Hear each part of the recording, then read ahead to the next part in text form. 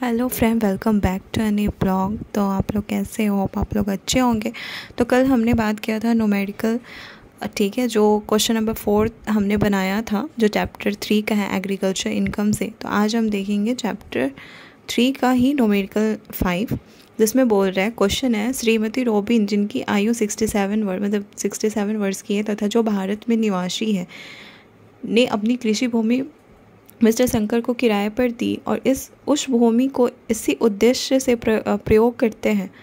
समझौता के अनुसार मिस्टर जो शंकर है, कृषि उपज के रूप में किराए का भुगतान श्रीमती रॉबिन को करेंगे। ठीक है, गत वर्ष में श्रीमती रॉबिन ने 30,000 के मूल्य के बराबर कृषि उपज को शंकर से प्राप्त किया। उन्होंने कृषि उपज में से 20,000 की कृषि उपज को स्वयं के उपभोग में लिया तथा शेष उपज को यानी 10,000 में बेच दिया।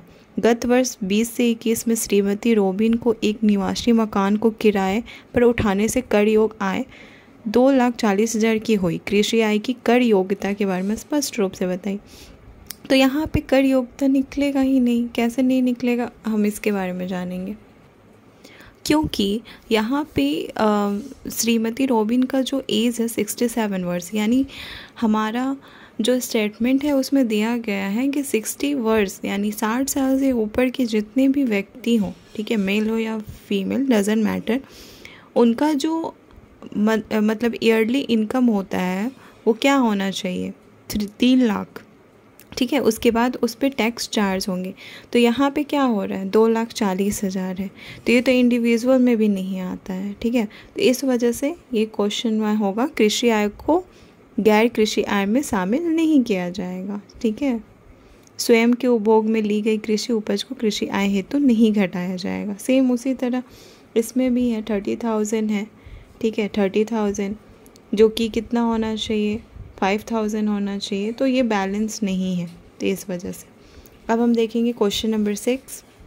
क्वेश्चन नंबर 6 अच्छा है, न्यूमेरिकल। इसमें निकलेगा एग्रीकल्चर इनकम निकलेगा, बिजनेस इनकम निकलेगा, और एग्रीकल्चर इनकम के साथ साथ नॉन एग्रीकल्चर इनकम भी हम देखेंगे। तो सबसे पहले क्वेश्चन में आता है कि सोहन लाल एक छोटा सा आटा मिल का व्यवसाय संचालित करते हैं, जिसके द्वारा उनके लाभ हानि खाते ने वर्ष 20 से 21 में 3,60,000 का लाभ दर्शाया। आटा मिल के पास उनके पास कुछ कृषि भूमि है। ठीक है, खातों की जांच से ज्ञात हुआ कि उन्होंने 50 क्विंटल गेहूं को आटा मिल में प्रयोग किया, जिसे उनके फॉर्म पर उत्पादित किया गया था। ठीक है, उनके फॉर्म पे। और इस गेहूं के उत्पादन लागत को लाभ हानि में उपभोक्त लाभ की गणना करते समय घटाया नहीं गया है। मौसम में गेहूं का बाजार मूल्य 1,000 प्रति कुंटल था तथा उत्पादन लागत यानी बीज की लागत, खाद इत्यादि की लागत सहित 28,000 थी। तो इसको हम अलग से ऐड करते हैं। ठीक है, इसका अलग परसेंटेज निकलता है। फिर है, आप कृषि आय की गणना कीजिए तथा बताइए कि इसे आयकर की दृष्टि से व्यवसाय की आय में शामिल करेंगे अथवा नहीं। मतलब व्यवसाय की आय में शामिल करेंगे, बिजनेस इनकम में करेंगे। तो हम इसको सॉल्व करेंगे। तो यहाँ पे सबसे पहले हम देखेंगे computation of agriculture income of mister Sohail Lal. Sohail Lal का क्वेश्चन है, सोहेल लाल के अगेंस्ट। तो ईयर दिया हुआ है 20 से 21, तो ले लेंगे। फिर आता है हमारा मार्केट प्राइस ऑफ वीट। तो मार्केट प्राइस यहाँ पे दिया हुआ है 50, आप देख सकते हो, 50 क्विंटल। ठीक है, जो कि 1,000 पर क्विंटल है। तो यहाँ 50,000 हो जाएगा। और cost of cultivation of weeds यहाँ पे 28,000 है। ठीक है, तो इसको लेस करेंगे तो 22,000 हमारा एग्रीकल्चर इनकम आ जाएगा। So simple. उसके बाद हमको बिजनेस इनकम निकालना है। तो बिजनेस इनकम यहाँ कितना हुआ है, 3,60,000। ठीक है, तो 3,60,000 में हम माइनस करेंगे कितना, जो cost of wheat brought from on farm, मतलब जो ऑन फार्म पे हुआ है, जो उन्होंने खुद के फार्म पे उगाया है, वो कितना है, 50,000 है। ठीक है, तो उसको हम क्या करेंगे, उससे माइनस कर लेंगे, यानी 3,60,000 में से 50,000 को माइनस करेंगे तो हमारे यहाँ पे आ जाएगा बिजनेस इनकम 3,10,000। तो ये क्वेश्चन समझ में आ गया होगा, आप स्क्रीनशॉट ले सकते हो। नेक्स्ट आता है क्वेश्चन नंबर 7। क्वेश्चन नंबर 7 में है, श्री हरि ओम की आयु 74 वर्ष है। ठीक है, और की एक आटा मिल तथा कुछ कृषि आय थी। गत वर्ष 2020 से 21 में आटा मिल से ₹2.8 लाख का लाभ हुआ।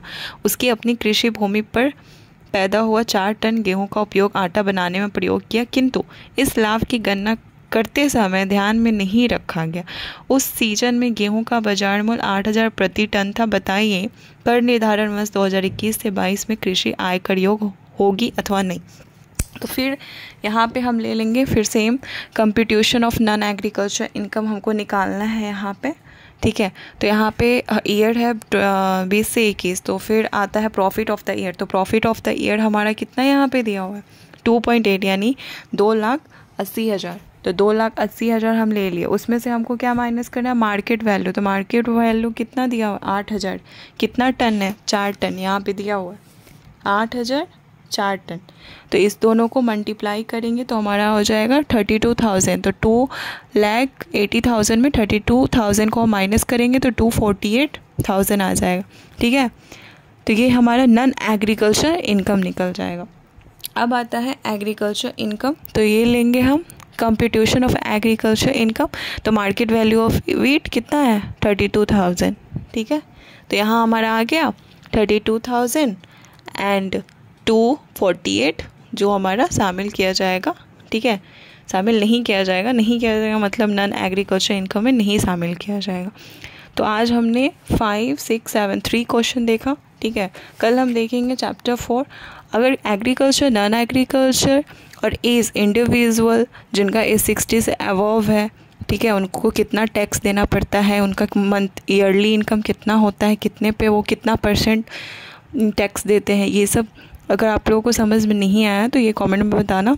नेक्स्ट वीडियो में इसको हम समझाएंगे कि जिनका एज 80 से भी अबव होता है उनका कितना ईयरली इनकम होता है और कितने पे वो कितना टैक्स पे करते हैं, ठीक है। ये सब आप जब तक जानोगे नहीं तब तक ये सब न्यूमेरिकल नहीं प्रॉपरली, इस टाइप का न्यूमेरिकल पे और क्वेश्चन पूछता है एग्ज़ाम में तो आप नहीं सॉल्व कर पाओगे। ज़रूरी नहीं कि ये क्वेश्चन ही आए, इसका कुछ पैटर्न चेंज करके, बट हाँ इसका जो ट्रिक है वो सेम ही रहेगा, बट इसका कुछ पैटर्न बस चेंज रहेगा और कुछ नहीं, ठीक है।